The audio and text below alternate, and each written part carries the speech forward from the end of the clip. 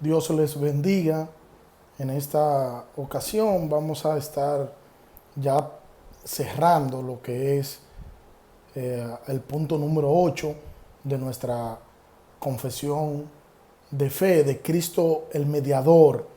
Y ya estamos en la parte número 7, en la séptima parte de esto que es Cristo el mediador. Muy pertinente porque hablar de Cristo es hablar de nuestro Mesías, de nuestro Rey, de nuestro Señor, de nuestro Salvador.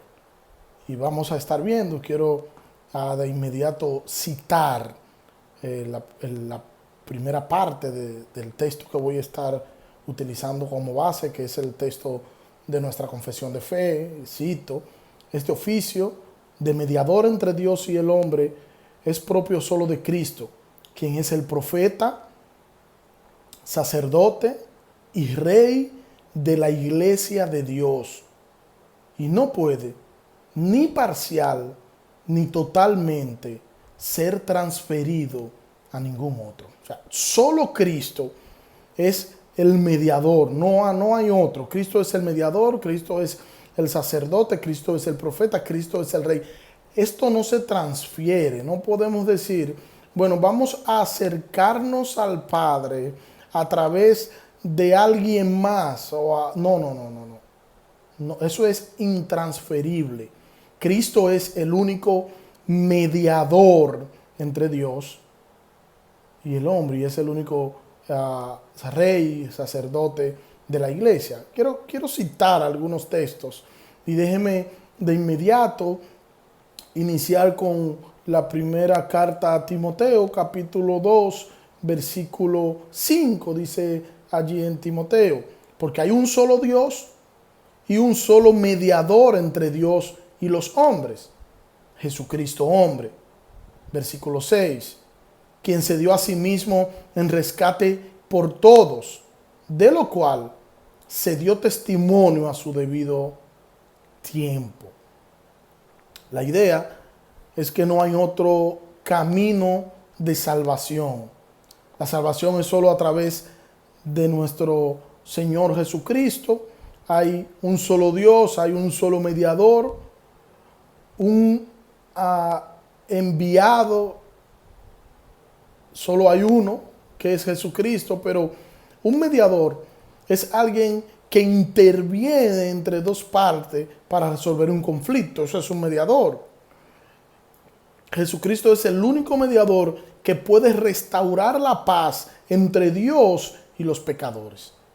No es que Él como mediador solo funge como árbitro para resolver el conflicto entre dos partes. No es solo eso. Es que Él es el mediador y Él es el pago requerido por el pecado. Ambas cosas. El pecado es una violación a la ley de Dios, y para el hombre poder librarse del castigo del pecado tenía que pagar un precio. Y ustedes saben que las escrituras nos enseñan que sin derramamiento de sangre no hay perdón de pecado. Pero como los sacrificios de los animales eran imperfectos y no podían cubrir el pecado de manera total o permanente, para poder hacer un sacrificio que pudiera cubrir el pecado por todo y que sean perdonados en ese sacrificio los pecados pasados, presentes y futuros. Para eso la ofrenda como el pago por el rescate tenía que estar a la altura. ¿A la altura de qué? ¿O de quién? De quien se había ofendido. O sea, de Dios. Y solo Dios está a la altura de Dios. Solo Dios puede cumplir las exigencias de Dios. Por eso Dios se hace hombre para satisfacer su justicia. O sea, Jesucristo, quien también fue hombre. Por eso es que solo el Dios y hombre perfecto podía reunir al Creador y a la raza humana, podía conciliar lo que es el conflicto por causa del pecado. Cito nuevamente nuestra confesión de fe.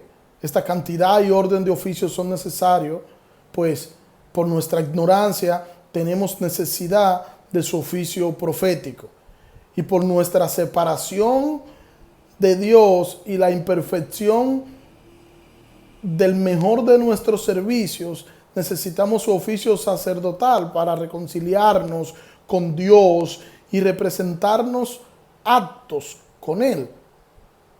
Y por nuestra falta de disposición y total incapacidad para volver a Dios y para rescatarnos a nosotros mismos y protegernos de nuestros adversarios espirituales.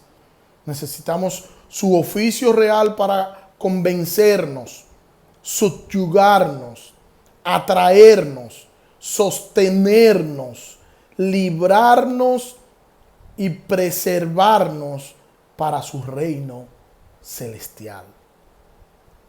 Quiero citar a Juan, leer a Juan,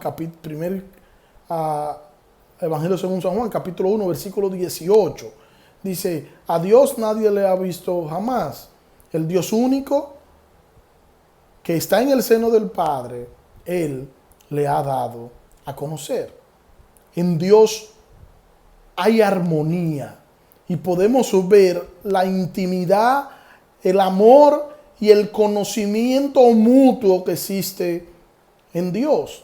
Todo lo que Jesús es y hace, interpreta y explica quién es y qué hace el Padre. El único que puede hablar del Padre a ciencia cierta es Él, porque cuando Él habla del Padre, habla de sí mismo, por la unidad de Dios. Mire como dice Juan también en el capítulo 14, versículo 8 y versículo 9. Le dijo Felipe: Señor, muéstranos al Padre y nos basta. Jesús le dijo: ¿tanto tiempo he estado con vosotros, Felipe, y no me has conocido? El que me ha visto al Padre. ¿Cómo pues dices tú, muéstranos al Padre? ¿No crees que yo soy en el Padre y el Padre en mí? Las palabras que yo hablo, no las hablo de mí mismo, sino que el Padre que mora en mí hace sus obras. Créeme que yo soy en el Padre y el Padre en mí. De otra manera, cree por las mismas obras. Jesucristo es la imagen misma del Padre. Y cuando el Padre quiere darse o quiere comunicarse con el hombre, es a través de la persona de Jesucristo. Jesucristo es Dios, pero Jesucristo es la imagen de Dios, la imagen misma de Dios. Es Jesucristo el mediador. Y nadie nunca ha visto al Padre. El que ha visto al Hijo, ese ha visto al Padre. Por eso cuando nosotros nos encontramos en Génesis, que dice que Abraham habló con Jehová, y Jehová habló con Abraham y le dijo con el problema de Lot allá en Sodoma y Gomorra, y Señor, y si hay tanto justo, y si hay 50, y dice el texto que Jehová fue que estaba hablando con Abraham, y nosotros sabemos por lo que nos dice Cristo que ese no era el Padre, que ese era una teofanía, era una manifestación de Dios, y podemos decir una cristofanía, una manifestación de Cristo en el Antiguo Testamento.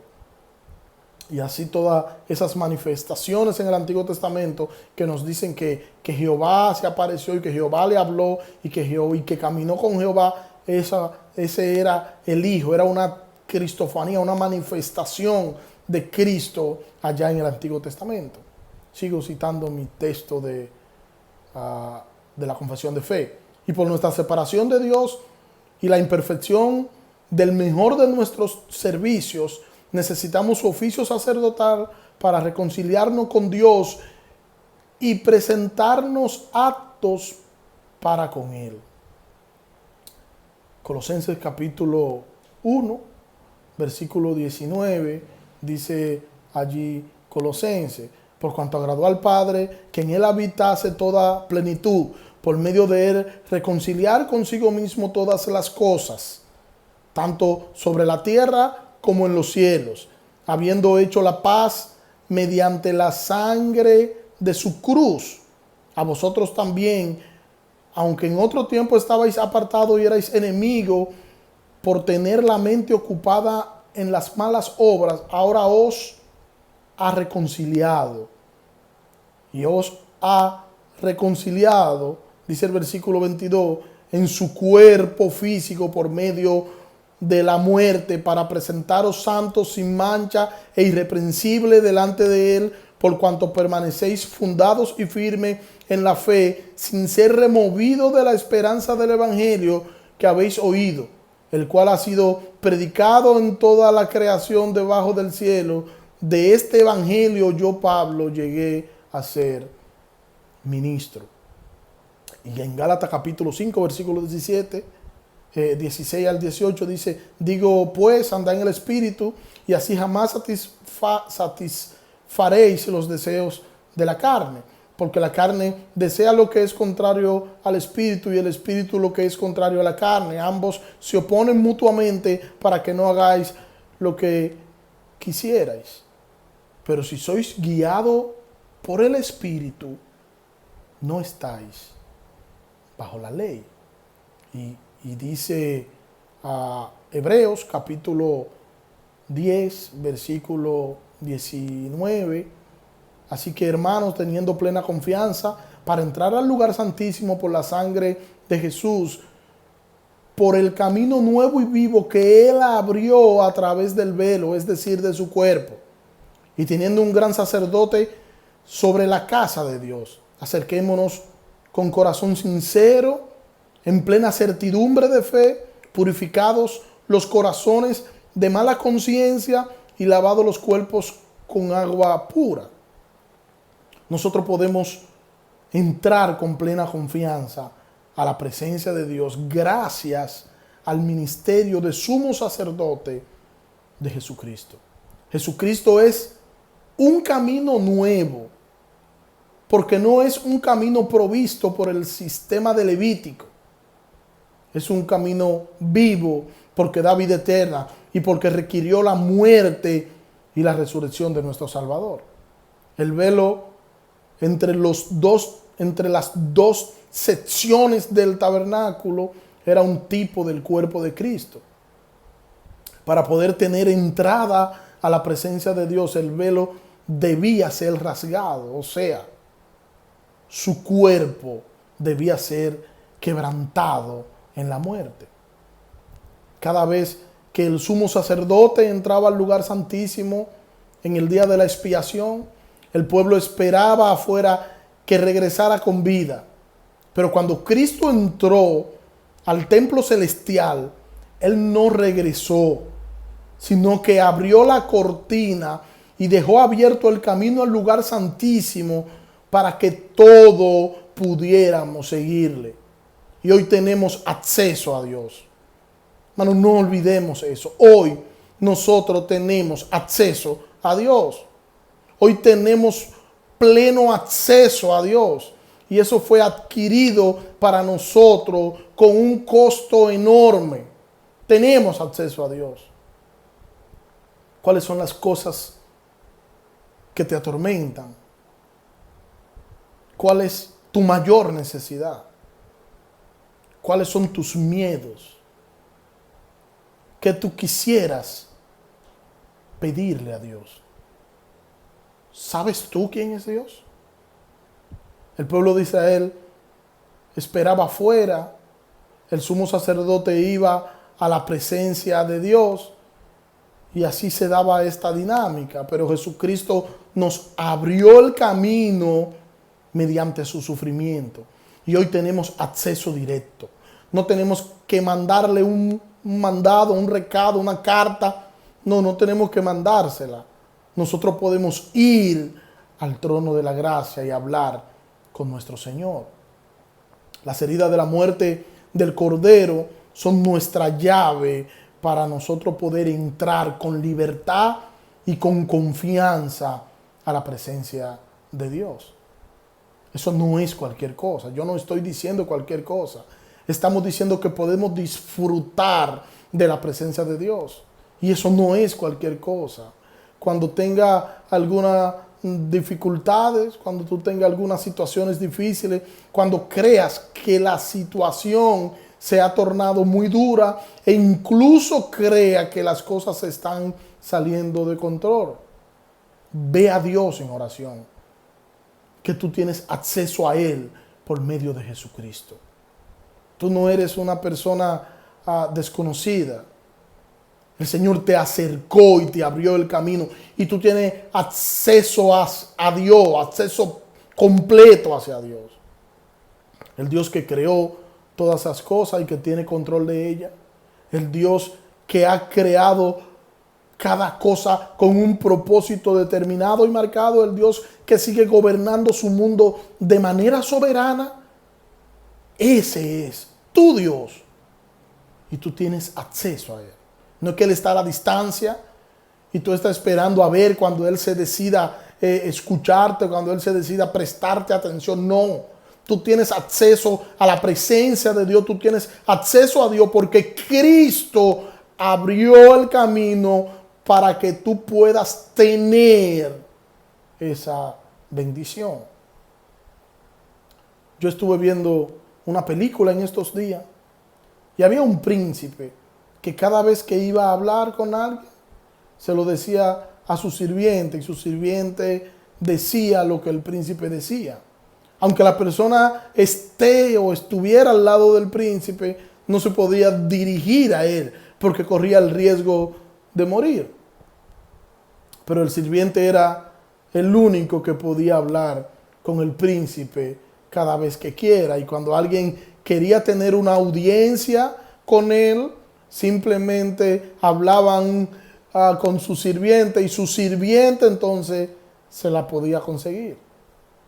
El Señor es nuestro Dios, es nuestro Rey y nosotros somos sus sirvientes, somos sus siervos y nosotros podemos hablar con nuestro Señor cada vez que nosotros querramos.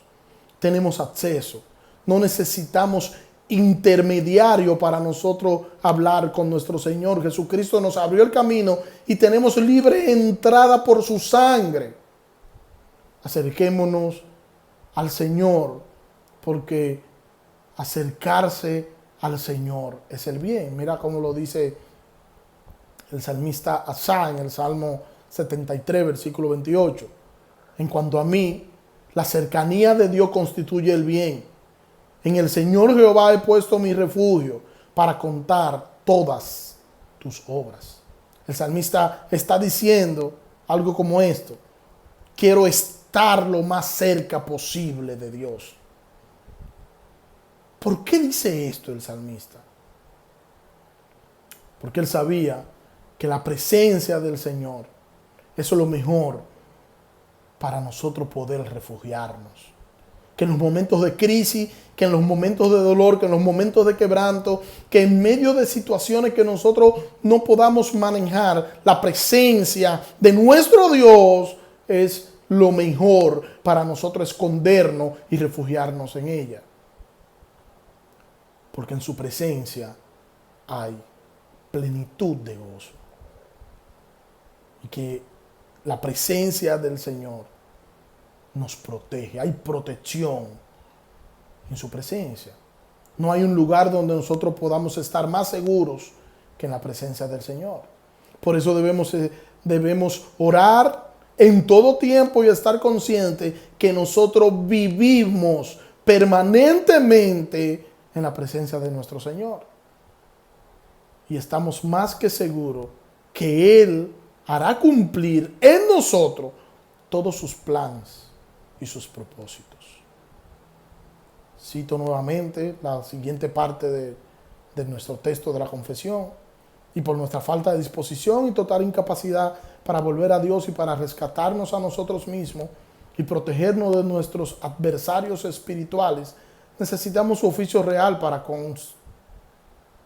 para convencernos, subyugarnos, atraernos, sostenernos, librarnos y preservarnos para su reino celestial. El Evangelio según San Juan, capítulo 16, versículo 8. Pero yo os digo la verdad, os conviene que yo me vaya, porque si no me voy, el Consolador no vendría a vosotros. Y si me voy, os lo enviaré. Cuando Él venga, convencerá al mundo de pecado, de justicia y de juicio. En cuanto a pecado, porque no creen en mí. En cuanto a juicio, porque me voy al Padre y no me veréis más. En cuanto a juicio, porque el príncipe de este mundo ha sido juzgado. El Espíritu Santo vendría a ministrar a los redimidos después de la muerte y resurrección de nuestro Salvador. Vendría a consolar. O sea, Él es quien le da fuerza al creyente. Nosotros necesitamos el consolador de Dios, que es su Espíritu Santo. El Espíritu Santo nos da fuerza, nos guía y nos aclara la mente. Es quien nos convence de pecado. El Espíritu Santo es la garantía que nosotros tenemos de que el Señor cumplirá todo cuanto ha prometido. Y necesitamos el Espíritu Santo en medio de las tormentas de la vida. Y tenemos acceso a Él por medio del sacrificio de Jesucristo. Y es el Espíritu Santo nuestro consolador. Y en vez de nosotros estar alarmados, aprendamos a acudir al Señor, aprendamos a depositar todas nuestras cargas sobre Él, porque el Señor es fiel y justo y hará en nosotros conforme a su voluntad. Y su voluntad para nosotros es buena, es agradable y es perfecta. Cristo es el mediador, pero Cristo es nuestro Señor. Nosotros somos sus sirvientes y tenemos pleno acceso a Él. Cuando tengamos situaciones, recordemos que no hay un lugar más seguro que su presencia. Y nosotros debemos estar conscientes de que el Espíritu de Dios vive en nosotros y que su presencia está constantemente en nosotros. Y debemos estar firmes y seguros, entendiendo que nosotros estamos seguros porque Dios está con nosotros. Dios te bendiga.